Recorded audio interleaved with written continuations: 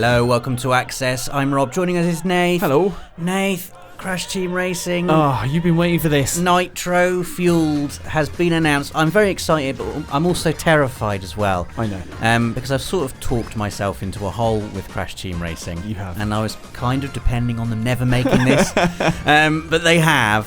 And so I thought I would just take you through 5 tracks. Some of them you may be familiar with, Nath. Yes. That I can't wait to race again on PS4. Plus one I'm absolutely dreading. Good. The first one I'm looking forward to is Tiger Temple. Have I seen you actually racing on this one in real life? I think so, yeah. This is one I think you raced against Dave when you did your special one-on-onesie challenge. Yes. This is a track from quite early on in the game.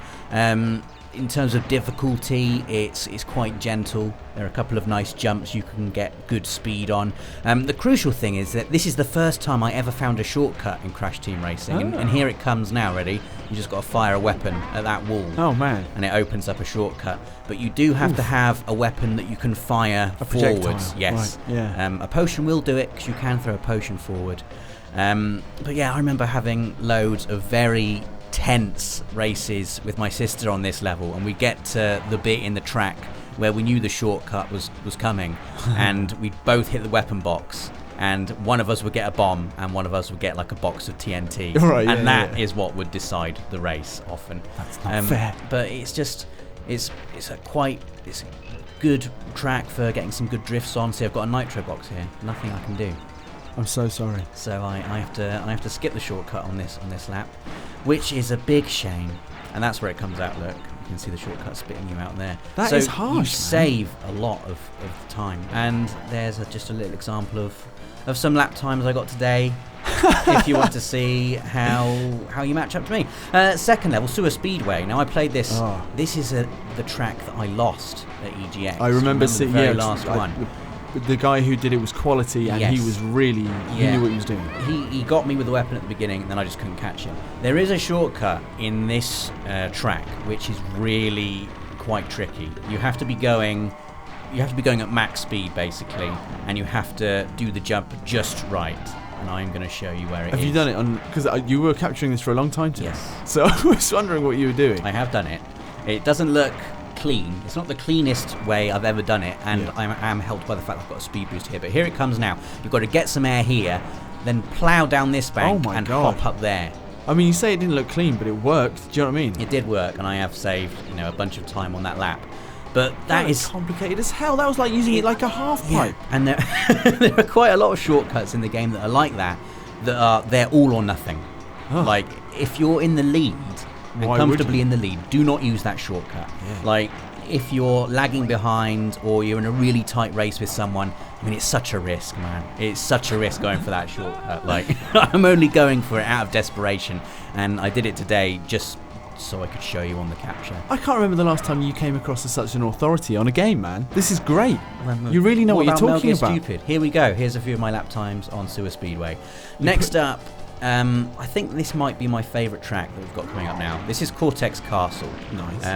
I love this because it's quite a difficult track. But when you get good at it, when you learn the layout of this track, there is nothing quite as satisfying. I have missed a shortcut there. I do know it's there, everyone watching. I didn't do it, okay? When you chain together this track perfectly and you nail all the corners, you can go through this entire track without losing any speed at all. Right. Then you always have momentum. speed boost going. Your controller should be vibrating the entire way through this lap. You've got to nail every jump. I messed that one up. I messed that up. The spiders are also a pain in the ass because they're timed. They go up and down on their webs. So you're just lucky or unlucky. You've got to if you want the optimum route, you have to go through where the spiders are. So you've sort of got to hope that they are up. Yes. When you're going underneath them, and when they're in a pair, they alternate. One goes up, the other one comes down. So you've sort of got to see where they are and anticipate where they will be when you get to them, and that is quite a hard skill. But when you do get it, here's the shortcut on the left. Again, I haven't got it. I do know it's there.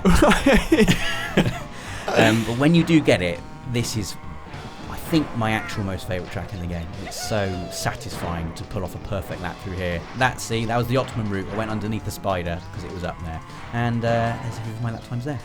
Wow. See if you can beat those. I'm sure you can. I'd love to see what the people are going to say in the comments about your lap times. I mean, I've been watching some YouTube videos, Nathan. My lap times are nowhere near. There's always someone better. This is Engine Labs. This is quite a tough track. Again, like Cortex Castle, when you get good at it, the speed you can generate in this track is insane. There's a bit of the track that I'm going to show you now. This is the beginning of the lap, so I thought I'd do a flying lap. Right.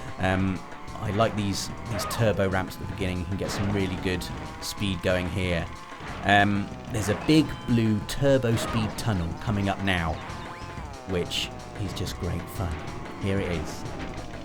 It's like launching into space. It's like Battlestar Galactica. It's amazing. You can have some great battles with people in there, all going at ridiculous speeds. This is my least favourite bit of the track. There are 2 speed bumps there, look, and this big rolling thing. Right, so whether you can hit those boost grids is like pretty hit or miss. Yeah, or, you know, a pro player would be able to hit the corners of them and dodge around that rolling thing. Right. If you get lucky and get a mask or a shield, you can sort of use that to just take a hit and it won't affect you, and you can just plow on through. I've seen players who get ultra speed and they just fly over these little pits on the side of those corners there. If you're at absolute max speed, you can just zoom right through. I mean, those lap times, I've seen like 40-second lap times on this game. Oof, not from me you haven't. Track. Not from you. So this is our last one coming up? It's the last one that I'm looking forward to playing again. Yes. Yeah. And it is Polar Pass. This was the first one that we raced at EGX this year, wasn't it? I think it was. I think it might have been Blizzard Bluff. There are 2 snowy ones. This is the one. This is the one with the seals in it. It's a slightly harder snow level than Blizzard Bluff. Okay. Because it's got the seals. It's got this little windy, chicaney bit at the beginning. Yeah. That's my favourite route through the chicane, by the way. I like to go around to the left of it. And left. Yeah. Again, getting a perfect lap time on this track is sort of dependent on where the seals are when you get to them. Also, there's the dreaded wall. You might remember the wall. Oh man, the jump at the end. When I raced it at EGX, everyone booed me when I didn't jump over the wall. Yeah. Well, here I am about to jump over the wall, everyone. Okay. This is crucial. If you want to jump over the wall, you've got to get some good speed coming down here. You've got to nail that corner, and you've got to get a good boost, and then time that jump perfectly. There's only a couple of seconds there. It doesn't seem like an enormous short. I mean, that corner is tight, so turning that corner, that hairpin corner, does take a couple of seconds. If you jump over the wall, you don't have to do as tight a turn. Yeah. It saves you a good 3 seconds. Okay. And when you're going for relics in the game, those 3 seconds, they're crucial. I mean, those aren't particularly impressive lap times. I was frustrated capturing this. So, the thing that we should talk about, Rob... Oh, no, what? Sorry. This is the one I'm dreading.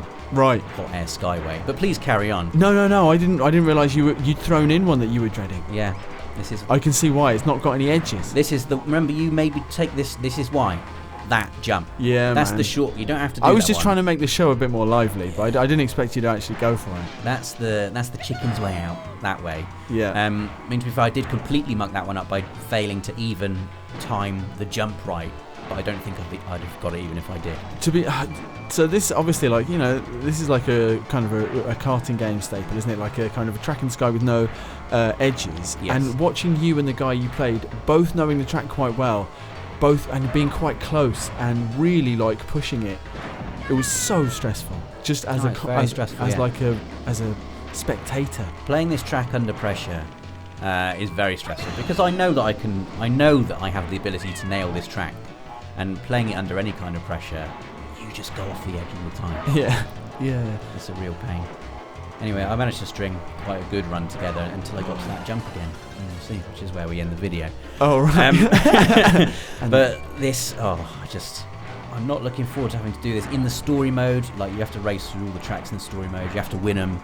Well, what I was going to say was that obviously the maybe the biggest difference with the new version of the game that's coming to PlayStation 4 in June, yes, is that it's online, man. Yes. So there you go.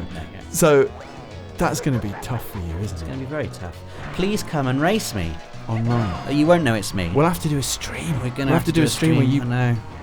I mean, for a couple of days, you'll probably have an advantage. Maybe. I mean, there's as we found out at EGX, lots of people like this game. Yeah, lots of people are good at it. But it's massively exciting that Crash Team Racing Nitro-Fueled is coming out on PS4. Everyone's been asking for it ever since the Insane trilogy came out.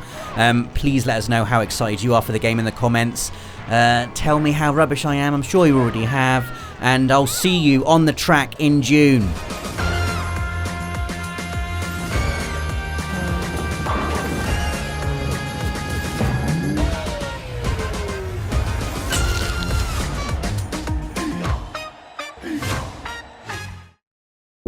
for the players.